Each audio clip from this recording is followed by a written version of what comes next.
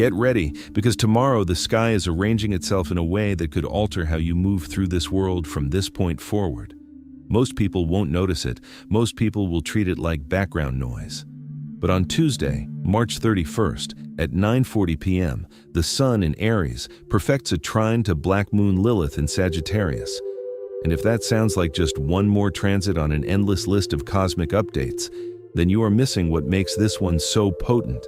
This is not a soft whisper from the universe. This is a lock turning.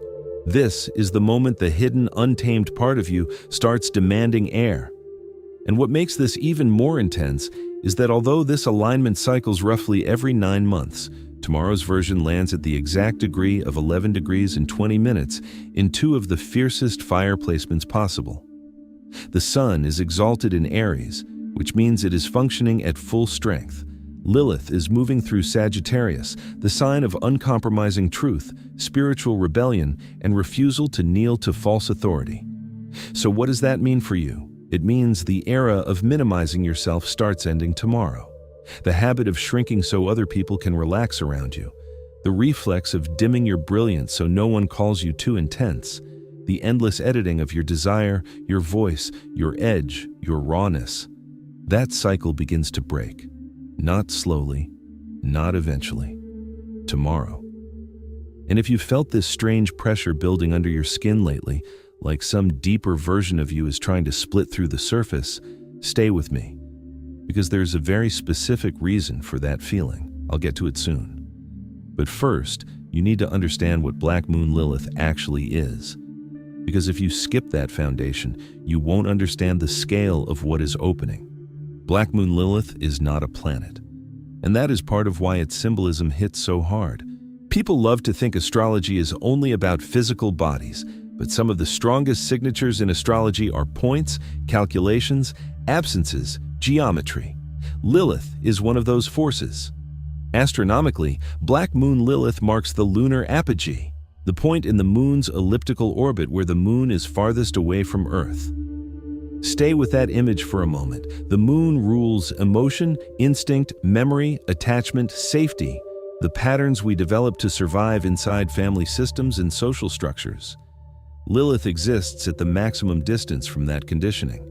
She is the far point, the refusal point, the place in you that will not be housebroken.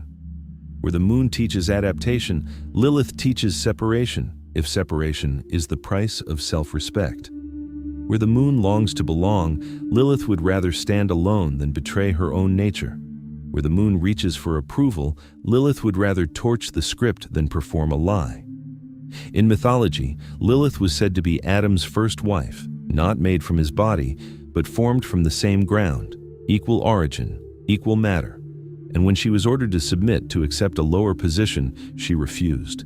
She chose exile. She chose wilderness. She chose the unknown over obedience, and for that, patriarchal stories turned her into a monster, a danger, a shadow. But that is not the real meaning of Lilith. Lilith is not the villain. Lilith is the archetype of the one who said no when compliance was the price of belonging.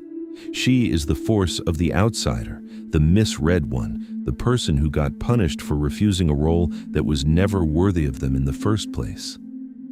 In your natal chart, the house and sign of Lilith often show where you've been told you are too much, too loud, too sharp, too sexual, too difficult, too honest, too untamable, too opinionated, too powerful.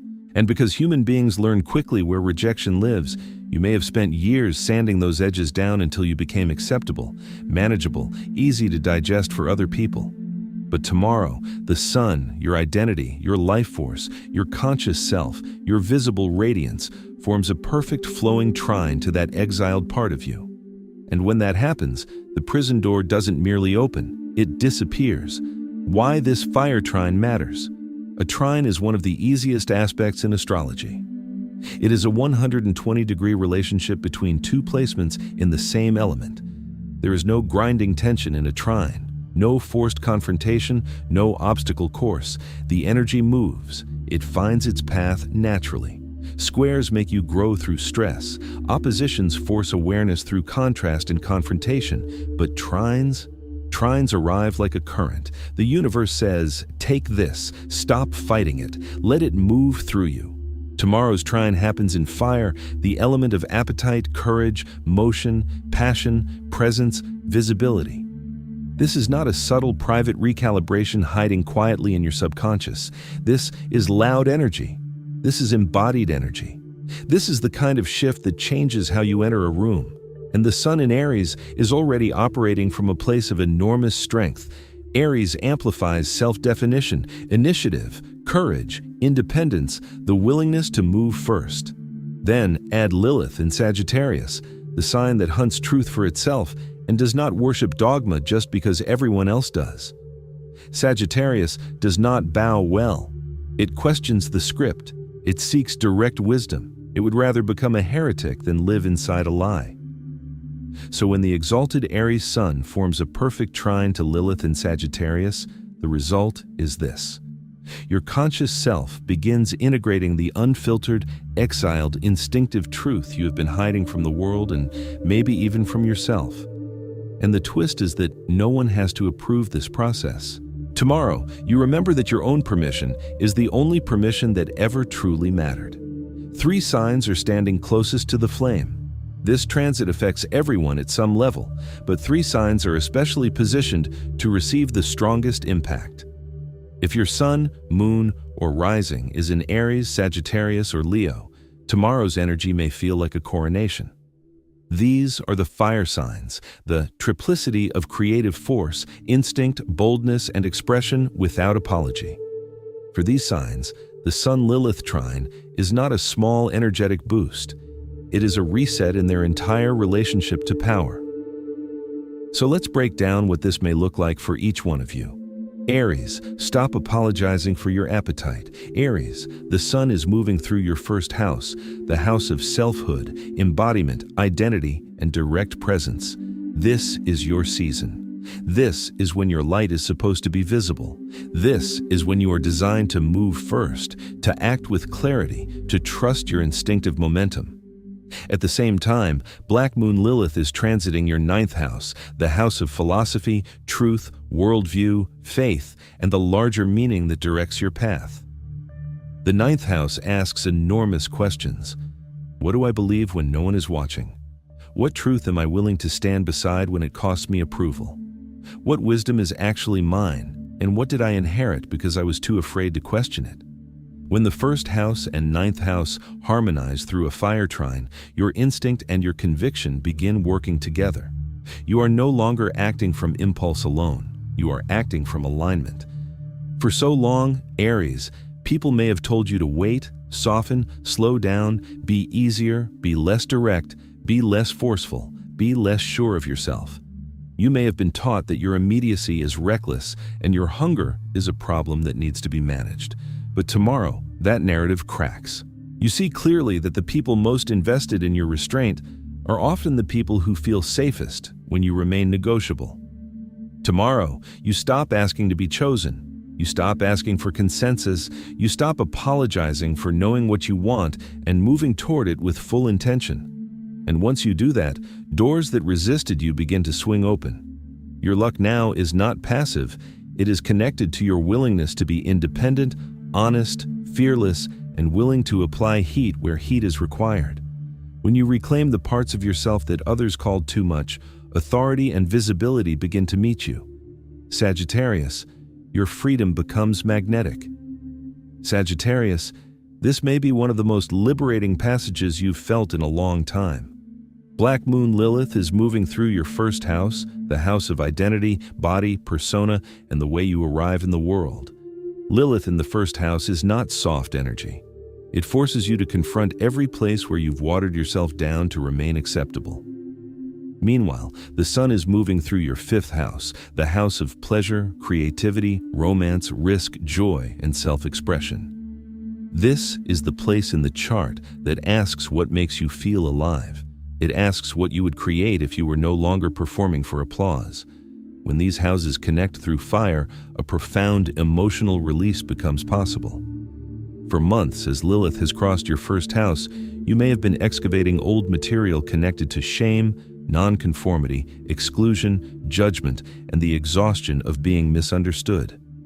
You may have felt the burden of playing the cheerful one, the open-minded one, the easy one, while privately carrying frustration about how often your truth has been edited for the comfort of other people. You may have grown tired of smiling through environments that subtly punish your honesty. Tomorrow, something releases. The Sun-Lilith trine gives you permission to stop seeking approval for the way you live, believe, desire, and express yourself. You may find it suddenly easier to say the thing you've been holding back, easier to name the belief that has been living in your throat, easier to stop performing optimism where a boundary is needed instead. And here's the beautiful part. With the sun activating your fifth house, this authenticity becomes attractive. Romantic opportunities, creative openings, even financial possibilities can begin moving toward you because you are no longer bargaining against your own wildness.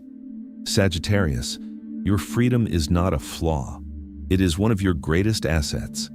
The more honestly you inhabit it, the more life begins to reward you. Leo, create from desire, not from applause. Leo, you sit at a natural peak point in this configuration because the transiting Sun and transiting Lilith can activate a temporary grand fire trine for those with important Leo placements. That is major. The Sun is your ruler. So whenever the Sun forms a strong aspect, your life direction, your vitality, your creative center, and your visible power all feel it deeply. Right now, the Sun is in your ninth house of expansion, higher learning, truth, and horizon-broadening vision, while Lilith is in your fifth house of creativity, romance, risk, play, and artistic expression. And here is the challenge you may have been navigating for a while. Leo knows how to radiate. Leo knows how to hold attention. Leo knows the power of presentation, beauty, performance, and timing. But the shadow of that gift is the temptation to create for approval rather than for soul-level truth. You may have been diluting your real edge in order to remain lovable to a wider audience. You may have been shaping your art, your image, your joy, even your personality around what you know will be well received. You may have learned to perform happiness while the deeper, stranger, darker, more sacred parts of your creative self remained hidden backstage. Tomorrow, that mask gets challenged. The Sun-Lilith trine calls you toward the work, the desire, and the self-expression that actually belong to you. Not the version that keeps everyone comfortable, not the version that makes you easy to consume, the version that burns, the version that risks misunderstanding because it would rather be real than adored for a costume. And when you allow that shift, the irony is enormous. You become more compelling, not less. Recognition deepens. Creative breakthrough becomes possible. Public standing can strengthen. Abundance can increase. Because the moment you stop chasing universal approval through compromise, you become impossible to fake and impossible to ignore. Remember the pressure I mentioned at the beginning? Here is why you've been feeling it. This transit does not start at the exact minute it perfects. Transits build, they gather heat, they announce themselves in the nervous system before they fully arrive in the chart. So if you've been feeling restless, raw, agitated, impatient, or like some older version of your life is becoming intolerable, that is not random. That is this energy approaching. That is Lilith pushing against the roles you have outgrown. That is the Sun beginning to expose the places where you have been betraying your own fire. If people-pleasing has started to feel physically unbearable, if biting your tongue has begun to taste like poison, if you have felt sudden frustration around minimizing yourself in conversations, relationships, or work, this is why. What you are feeling is not merely stress, it is not just anxiety. It is pressure, yes, but it is pressure with a purpose. It is the pressure of your authentic self, pressing against the architecture of a life that has become too small to hold it. And tomorrow, the walls start to give way. The reason this feels uncomfortable right now is because you are between identities. You are no longer fully inside the old version of yourself, but you have not yet completely stepped into the new one. That in-between territory is always unstable. It is liminal, it is sacred, and it is rarely comfortable.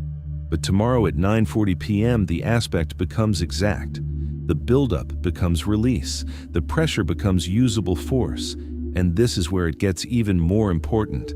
The Sun-Lilith trine is not the only story unfolding. Less than 25 hours after that exact alignment, on April 1st at 10 p.m., we get a full moon in Libra. That matters a lot. The Libra full moon lands around 12 degrees and 20 minutes, creating a direct geometric relationship with Lilith at 11 degrees. The moon in Libra naturally opposes the sun in Aries, but it also offers a supportive sextile to Lilith. And that means the truth you reclaim through the Sun-Lilith trine does not remain abstract for long. It immediately gets tested in relationship. Libra governs balance, reciprocity, fairness, social exchange, partnership, diplomacy, justice. At its highest expression, Libra creates harmony rooted in truth. At its lowest expression, Libra can overcompromise, over-accommodate, smile through misalignment, and call that peace. This full moon is going to expose exactly where you have been maintaining false equilibrium at your own expense. Tomorrow, you reclaim power. The following day, life asks whether you mean it. That is what makes this sequence so important. The full moon shines on every dynamic where you are overgiving, over-explaining, overextending, or remaining connected out of fear rather than actual resonance. It asks, where are you preserving a relationship because you are terrified of being misunderstood?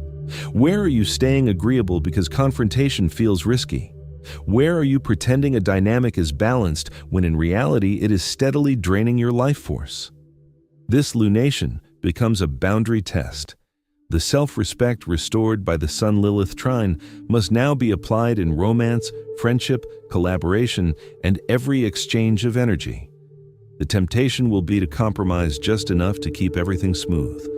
But the deeper lesson is that genuine balance sometimes requires disruption first. So what does stop apologizing actually look like in real life? Let's make this tangible. It means that when someone tells you that you are too much, you stop translating that into evidence that something is wrong with you. You begin to hear it as information about their capacity, not your worth. It means that when your presence changes the atmosphere of a room, you stop scrambling to make yourself smaller. You let yourself take up space without performing shame about it. It means that when you hold a controversial opinion or a truth that challenges consensus, you stop wrapping it in disclaimers before you speak. You stop saying, maybe this is stupid, maybe I'm wrong, maybe this doesn't make sense. You say what you know, you stand by it, you let it land. It means that when you desire something, a relationship, a role, an opportunity, a life change, you move toward it directly rather than waiting for someone else to notice you, select you, invite you, validate you, or grant you permission. It means that when someone tries to manipulate you through guilt because you said no, set a boundary, or chose yourself, you do not collapse instantly back into accommodation. You stay with your number. You hold your edge. You trust that disappointing someone is not the same thing as doing something wrong. Tomorrow's alignment is not asking you to become someone else. It is asking you to stop pretending to be someone more digestible than you really are. That is a very different thing. For too long, you may have been organizing your life around managing other people's reactions to your existence, measuring every word, editing every response, calculating every movement based on how safe it will make others feel around your truth. That is exhausting. And tomorrow, the performance begins to end. Not because you are becoming careless, but because you are realizing how much life force you have spent trying to control perceptions that were never yours to control. There is one thing that can interfere with this breakthrough, and it is not external resistance. It is internal hesitation. The transit can offer momentum, but you still have to consent to the momentum. You still have to recognize it and move with it. If this surge of clarity arrives and you immediately doubt it, explain it away, talk yourself out of it, or retreat into the old habits of self-editing and second-guessing, you can miss the opening. The trine is easy, but easy does not mean passive.